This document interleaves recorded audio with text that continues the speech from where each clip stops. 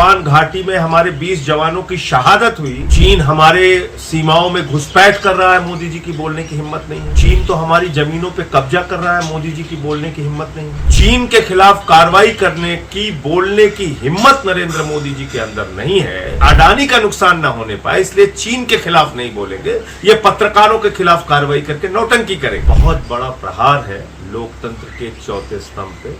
दफ्तर पे और उससे जुड़े लोगों पर छापेमारी चल रही है और यूएपीए के तहत और आईपीसी के डिफरेंट सेक्शन के तहत चल रहा है। कहा जा रहा है कि ये मामला 17 अगस्त को दर्ज हुआ था। देखिए, ये अपने आप में बहुत बड़ा प्रहार है लोकतंत्र के चौथे स्तंभ पे, पत्रकारों की स्वतंत्रता पे। सरकार के खिलाफ वो लिखते पढ़ते हैं, आवाज उठाते हैं, इसके कारण से ये कार्रवाई इन लोगों के खिलाफ की जा रही है।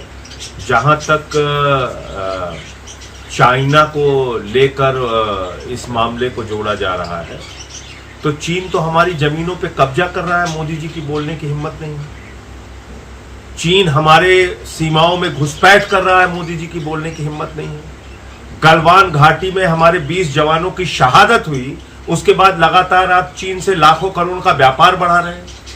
चीन के खिलाफ कार्रवाई करने की बोलने की हिम्मत नरेंद्र मोदी जी के अंदर नहीं है। अगर वो बोलेंगे तो चीन के साथ जो व्यापार है उसमें अडानी का, नरेंद्र मोदी जी के दोस्त का नुकसान हो जाएगा। तो इसलिए अडानी का नुकसान ना होने पाए इसलिए चीन के खिलाफ नहीं बोलेंगे, ये पत्रकारों के खिलाफ कार्रवाई करके नौटंकी करेंगे, ड्रामा करेंगे। हिम्मत है तो चीन के खिलाफ बोलो ना, घुसपैठ के खिलाफ। हमारे 20 जवानों की शहादत हुई, बोलो ना। हमारी सीमाओं में चीन घुस रहा है, इसको बोलो ना, हिम्मत है तो। पत्रकारों में कार्रवाई कर रहे हो, ड्रामा और नौटंकी कर रहे हो। नरेंद्र मोदी के दोस्त अडानी के कंपनी में लाखों करोड़ रुपए का काला धन लगाया गया, उसकी कोई जांच नहीं होती।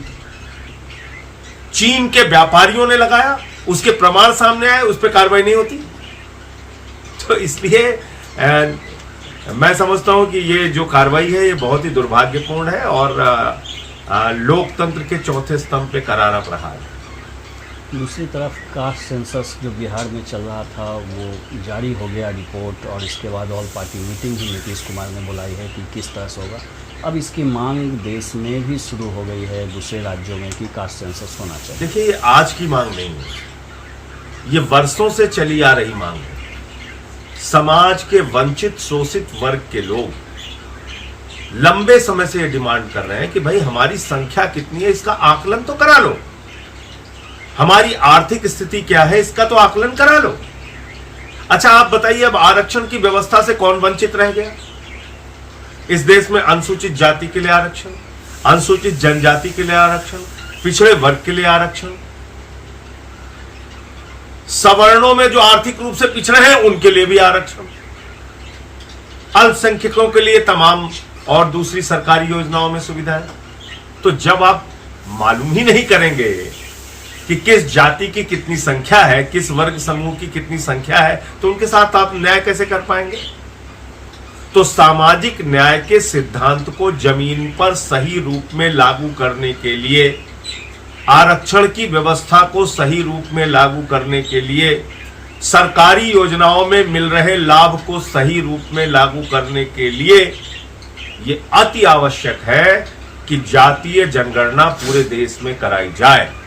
लेकिन क्योंकि नरेंद्र मोदी और भारतीय जनता पार्टी अपने मूल विचारों में पिछड़ों, दलितों और शोषितों की विरोधी पार्टी है, ये छुआछूत और भेदभाव में यकीन रखते हैं, और इसी कारण से श्री रामनाथ कोविंद जी को इन्होंने राम मंदिर के शिलान्यास में नहीं बुलाया था।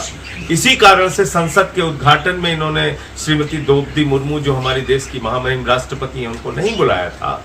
वो भावना इसमें भी उजागर होती है कि ये जातीय जनगणना से भाग रहे हैं, ये जातीय जनगणना से पीछे हट रहे हैं। मोदी जी को मैं कहना चाहता हूं, जातीय जनगणना पूरे देश में करानी होगी, वरना किसानों से भी बड़ा आंदोलन इस देश के अंदर होगा।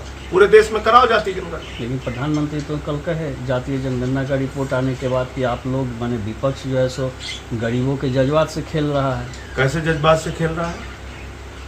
आप न्याय कर रहे हैं गरीबों के साथ, आप न्याय कर रहे हैं पिछड़ों के साथ, अति पिछड़ों के साथ, दलितों के साथ, अनुसूचित जनजाति के साथ, आदिवासियों के साथ, अल्पसंख्यकों के साथ आप न्याय कर रहे हैं? आपके प्रदेश में जहां पर भाजपा का शासन है, डबल इंजन की सरकार है, आदिवासी युवक पर पेशाब करता हुआ भाजपा नेता। आपके प्रदेश गुजरात के अंदर एक छोटे से बच्चे ने, क्योंकि वो दलित समाज से था, उसने गेंद छू लिया, उसका अंगूठा काट दिया गया। उत्तर प्रदेश में घोड़ी पर चढ़ने के लिए पुलिस का प्रोटेक्शन सीआरपीएफ के जवान को लेना पड़ता है। आप बता रहे हैं मध्य प्रदेश के अंदर शमशान में अंतिम संस्कार करने के लिए भी समाज के वंचित लोगों को, दलित लोगों को, शोषित लोगों को संघर्ष करना पड़ता है। आप न्याय कर रहे हैं इस देश के शोषितों, पिछड़ों के साथ। तो ये सबसे बड़ा सवाल है कि भेदभाव की जो भावना है भाजपा के मन में, वो कहीं ना कहीं उजागर हो रही है जातीय जनगणना से, ये जो पीछे भाग रहे हैं इसकी वजह से। और उत्तर प्रदेश के मुख्यमंत्री ने कहा है कि सनातन ही धर्म है, बाकी सब संप्रदाय, उपासना और पद्धति है। अब उनका कहाँ से कौन रिसर्च है मुझे तो नहीं मालूम, लेकिन मैं तो ये मानता हूँ कि सभी धर्मों का सम्मान इस देश के अंदर है, और हिंदू धर्म और सनातन धर्म वसुदेव कुटुंबकम की भावना में यकीन रखता है। वो कहता है कि पूरा विश्व हमारा परिवार है। तो इस विश्व में रहने वाले लोग, अलग अलग धर्मों को मानने वाले लोग, वो हमारे परिवार का हिस्सा है। हम तो ये सनातन और ये हिंदू धर्म मानते हैं। अब उनकी अपनी अलग कोई परिभाषा होगी तो मुझे नहीं